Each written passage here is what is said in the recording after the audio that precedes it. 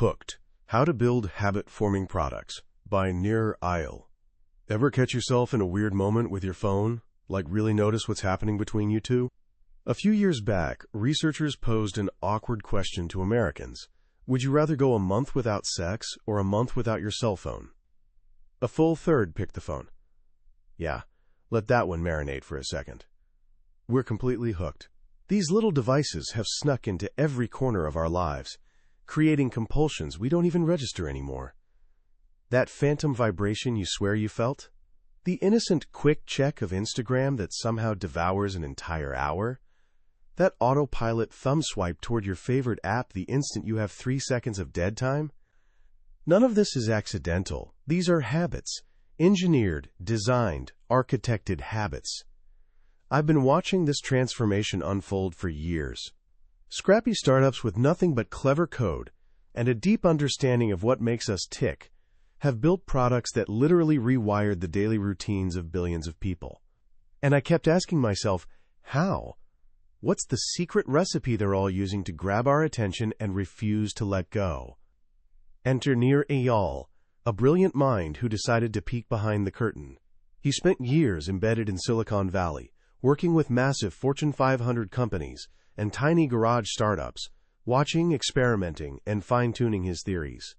He studied the winners and the failures and kept circling back to one simple question: what makes certain products so sticky, so irresistible, so habit-forming? What he discovered is what we're diving into today. He calls it the hook model, a powerful 4-step framework. It's the hidden machinery powering the products you can't seem to quit. Here's my promise. By the time we're done, you won't just understand why your phone has such a grip on you. You'll possess the actual blueprint that the world's most successful companies use to create products people genuinely love. Whether you're dreaming of launching the next killer app, starting your own venture, or simply want to decode the invisible forces shaping your daily behavior, this knowledge is legitimate power. So settle in. Let's crack open the secret of habit building. Before we jump into the secret sauce, there's a foundational question every creator and entrepreneur needs to wrestle with. Are you building a vitamin, or are you building a painkiller? Silicon Valley investors love this question. A painkiller addresses an obvious, urgent problem. Picture a splitting migraine. You'd practically sell your soul for some Tylenol. The need is screaming at you, and the solution is crystal clear. A vitamin, though?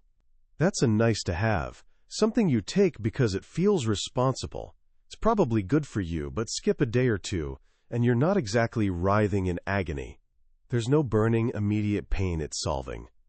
Now consider Facebook, Twitter, or Instagram when they first launched. What were they? Vitamins, right? Nobody was lying awake at 3 a.m. desperately thinking, I absolutely must update my status right now. They were novelties. Fun little distractions. But here's where Nir Eyal uncovered something fascinating.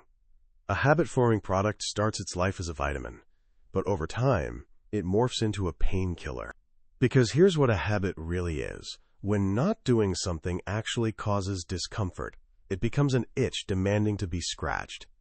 Consider it for a moment. Boredom? That's a tiny pain. You crack open YouTube for relief. Loneliness creeping in? Another small pain. You scroll Facebook to feel connected again. A nagging uncertainty? Pain. You Google it immediately. These products didn't just offer cool features. They attached themselves to our deepest emotional needs. They became our automatic solution for everyday psychological discomfort. Once that connection solidifies, what started as a vitamin suddenly feels absolutely essential. It transforms from nice to have into can't live without. So how do you create a product that makes this magical leap? How do you build something that becomes so woven into someone's life that they actually feel off when they don't use it? Enter the hook model. It's an elegant 4-step loop that, when repeated over and over, forges an incredibly powerful habit. The 4 steps are trigger, action, variable reward, and investment. Let's walk through this together, because once you see it, you'll start spotting it absolutely everywhere. The journey kicks off with step 1, the trigger. Think about an oyster for a second. How does it create a gorgeous, lustrous pearl? It starts with a tiny irritant. A grain of sand, or some microscopic parasite, slips inside its shell, and the oyster, trying to soothe that irritation, starts coating it layer by layer with a substance called nacre. Over years, that simple defensive response creates something beautiful. Habits work exactly like that. They need something to build on. They need that initial spark. That spark is the trigger. Triggers come in two flavors: external and internal. External triggers are the obvious ones. They're cues from your environment telling you what to do next. An email notification that dings. A bright, shiny Buy Now button staring at you from a website.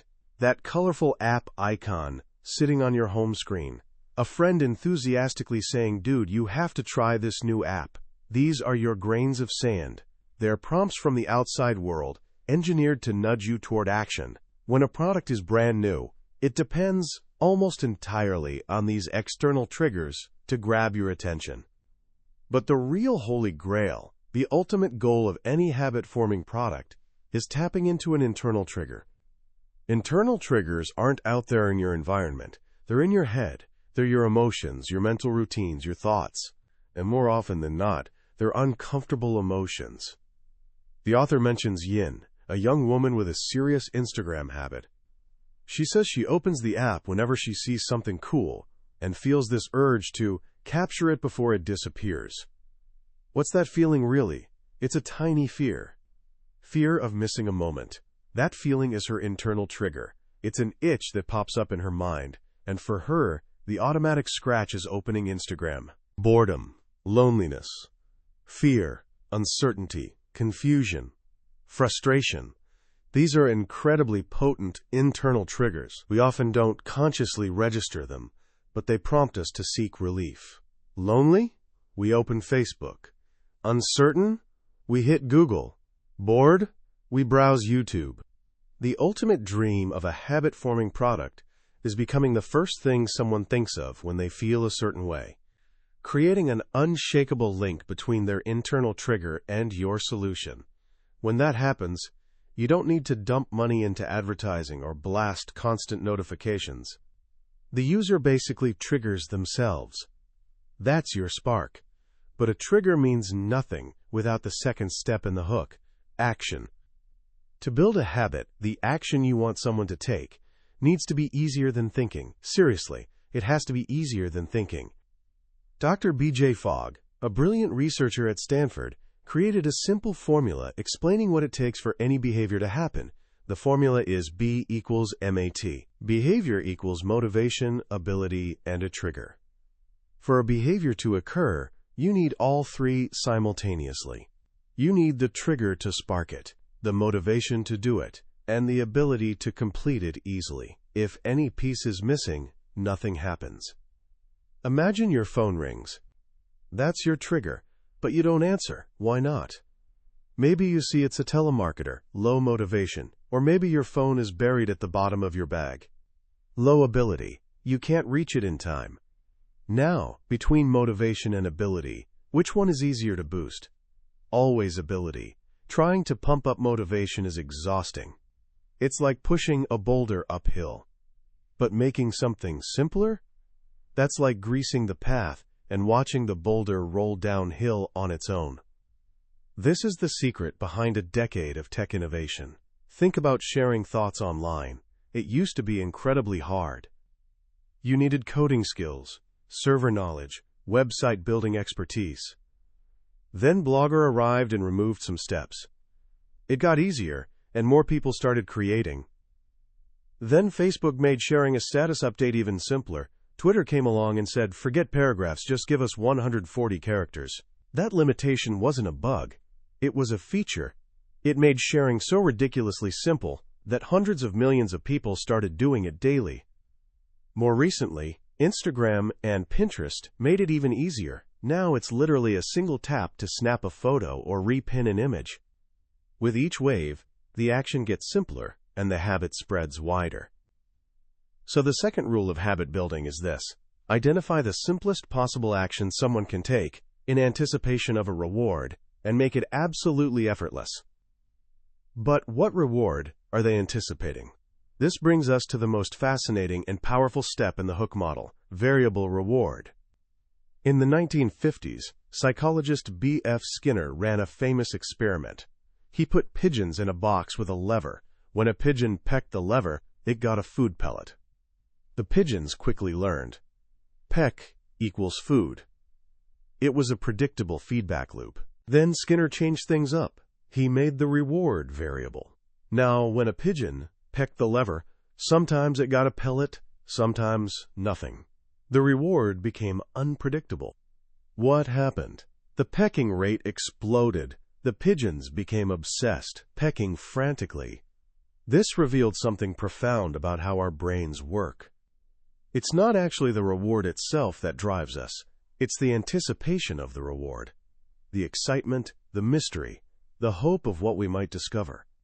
That's what lights up the reward center of our brain and floods it with dopamine, the neurotransmitter tied to wanting and desire. Predictable rewards get boring. Think about your refrigerator light. It turns on every single time you open the door. You don't find yourself opening it repeatedly just to see the light. But what if every time you opened it, a different delicious treat magically appeared? You'd be opening that door constantly. That's the power of variability. The most successful habit-forming products are absolute masters at it. They use 3 types of variable rewards to keep us coming back. First is rewards of the tribe. These are social rewards. We're social creatures, hardwired to crave acceptance, connection, and validation from others. Facebook is essentially a massive engine for variable social rewards. You post a photo. Will you get 10 likes? 100? Will that person you're crushing on comment? You don't know. And that uncertainty, that anticipation of social approval, keeps you checking back constantly. It's why people contribute free content to sites like Wikipedia or Stack Overflow for the status, recognition, and feeling of tribal belonging. Second is rewards of the hunt. This taps into our primal drive to search for resources and information. Think about our ancestors. For millions of years, survival depended on the hunt, not just for food, but for information about where to find it. This drive is still deeply embedded in us. Today we don't hunt mammoths.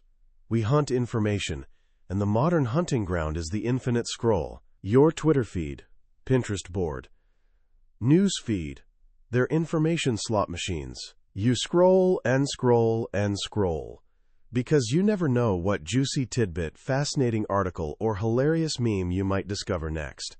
The hunt is endless, and the rewards are always variable. Third is rewards of the self. These are personal, intrinsic rewards. They're about mastery, competence, and completion. The satisfaction of hitting inbox 0. The thrill of leveling up in a game and unlocking a new skill. The quiet pride of finishing a tough puzzle. These rewards satisfy our deep need to feel capable and in control. They scratch an internal itch for order and accomplishment. A product doesn't need all 3 types, but the best ones often blend them together, creating an irresistible cocktail of variability that keeps our brains hooked. So you've pulled the user in with a trigger. They've performed a simple action. They've received a delightful variable reward. The loop is almost complete, but there's one final critical step that transforms a one-time interaction into a lasting habit. This is step 4, investment. This is where the user does a little bit of work. This might sound strange. We just said the action needs to be super easy, but the investment phase comes after the reward, when the user is feeling good and more likely to reciprocate. The investment isn't about instant gratification. It's about setting up future rewards. It's about loading the next trigger and storing value in the product, making it better and stickier with each use. What does investment look like? Something as simple as following someone on Twitter. When you follow a new account, there's no immediate reward, but you've just invested. You've curated your feed, making it more likely you'll find interesting content next time. You've improved the product for your future self. Adding a song to a Spotify playlist. Every song you add stores value. You're building a personal library that becomes increasingly precious. The thought of leaving and rebuilding it elsewhere becomes more daunting. Building reputation on eBay or Airbnb, every positive review is stored value. Your reputation makes the service more valuable because it lets you transact with more trust and ease. Even learning a skill like mastering Adobe Photoshop's complex interface. The hours you invest learning make you less likely to switch to a competitor because you'd have to start over. This is the magic of the investment phase.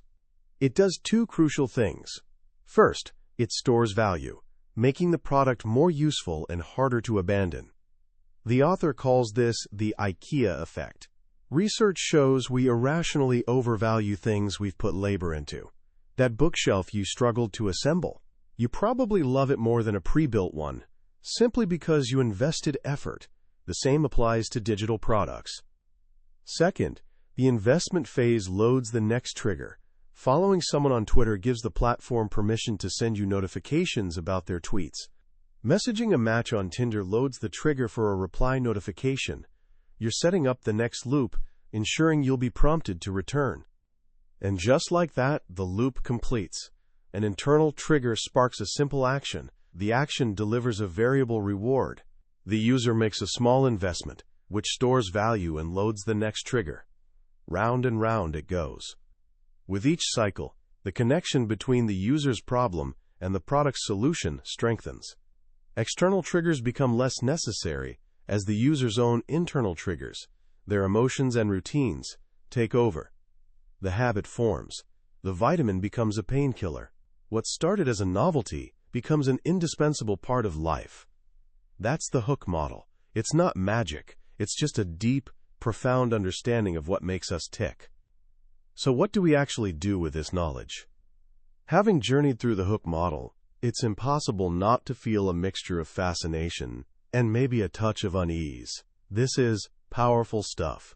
And as the saying goes, with great power comes great responsibility. Nir Eyal tackles this directly with a simple but profound tool he calls the manipulation matrix. It's a way for anyone building a product to ask themselves a critical question. Should I actually be doing this?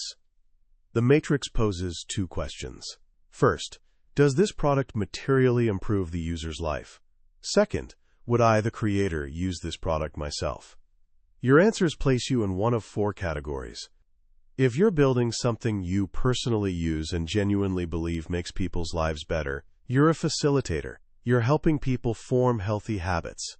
This is where the magic lives. It's where you find entrepreneurs scratching their own itch, solving problems they deeply understand and care about. This is the surest path to creating something people will genuinely love. If you believe your product improves lives but wouldn't use it yourself, you're a peddler. You might have good intentions, but you're creating a solution for a customer you don't truly understand. It's a tough spot, and it often leads to products that miss the mark. If you use your product but can't honestly say it improves people's lives, you're an entertainer. There's nothing wrong with art or entertainment.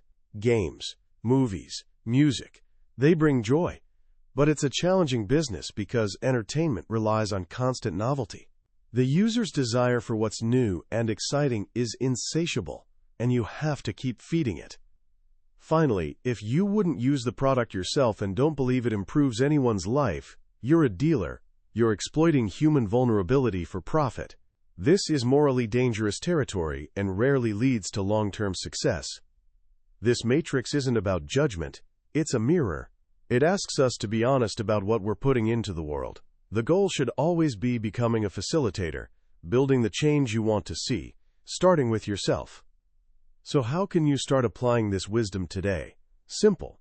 Become a more mindful observer of your own behavior. For the next week, every time you catch yourself unconsciously pulling out your phone and opening an app, just pause for a beat. Ask yourself, what was the trigger? What was I feeling right before this? Bored? Anxious? What was the simple action I just took? What variable reward was I searching for? Validation from friends? Interesting information? A sense of completion? What tiny investment will this app ask of me to keep me coming back? By simply noticing the hooks in your own life, you'll start seeing the world differently. You'll understand your own habits better and gain a powerful lens for viewing every product you encounter. and every idea you dream up. That was a summary of Hooked, How to Build Habit-Forming Products by Nir Eyal. We've covered the big ideas today, but honestly, a summary can only take you so far. The real magic happens when you read the book yourself. It's in those quiet moments, when a particular story or simple phrase hits you in an unexpected way. This summary is a map, showing you the terrain to help you decide if this journey is worth taking. If anything we've discussed today sparked your curiosity, I genuinely encourage you to grab a copy. Reading it isn't just about learning. It's an experience that can genuinely shift how you see the world and the products shaping it. The link to the book is in the description. Also, if you found this summary valuable, please hit that like button and subscribe to the channel. It shows me we're on the right track and ensures you won't miss our next deep dive into another transformative book. Let's keep learning and growing together.